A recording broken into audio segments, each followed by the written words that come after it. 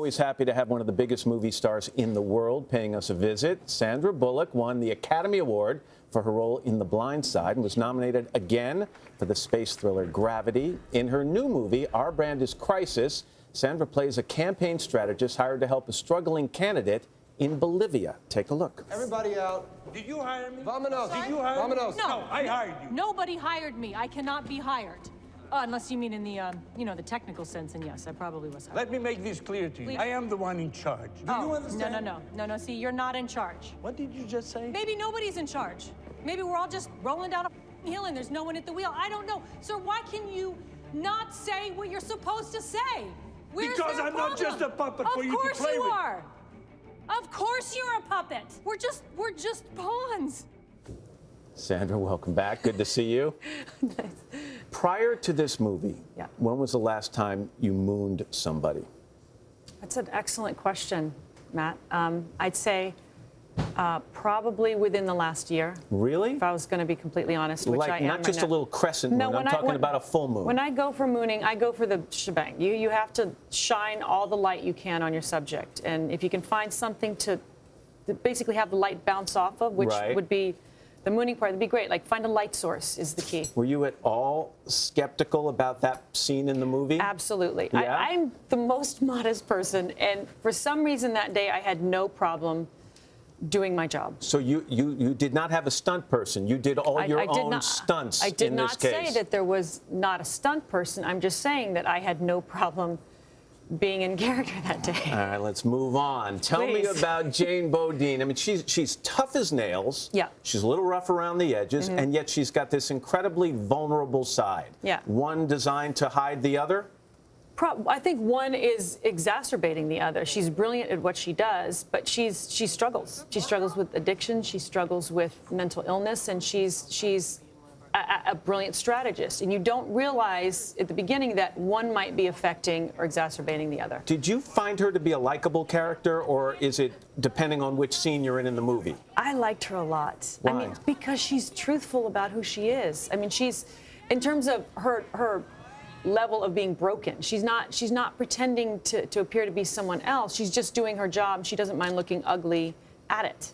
Much has been said about the fact that, well, George Clooney and you are executive producers of this movie, and much has been said about the fact that the role was originally written for a male character. Yes.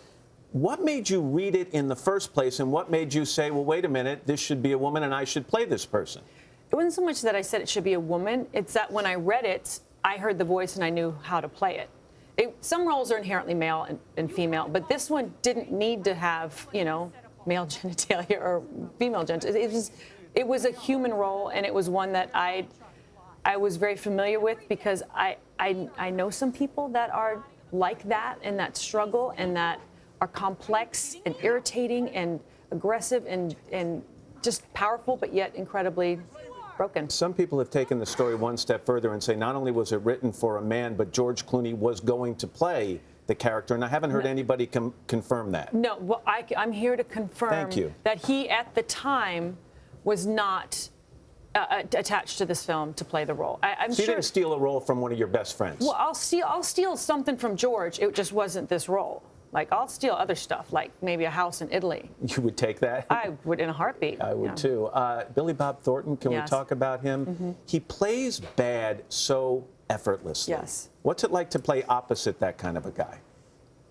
You find yourself, you know he's going to kill you, maybe eat you along the way, but you're okay with it, oddly. Like, you go, okay, if anyone's going to do it, it's going to be you, and I'm okay with it. And what I think it is that Billy is truly one of the nicest people and the most honest person you will ever meet. So that's always going to shine through no matter how despicable he is. So you're just watching him going, I know he's going to kill me, but I'm just entranced right now. And I'm going to enjoy the process. Yeah, exactly. You shot some in Bolivia. You got to shoot a lot of this in New Orleans so you could be close to home. Yeah. How old's Louie now? 5 3/4. What's he going to be for Halloween? Ninja Turtle. Oh, really? You okay with that? I'm fine with that. Usually I match. He asks me to match. This year, for some reason, he deviated off that plan. What are you going to be?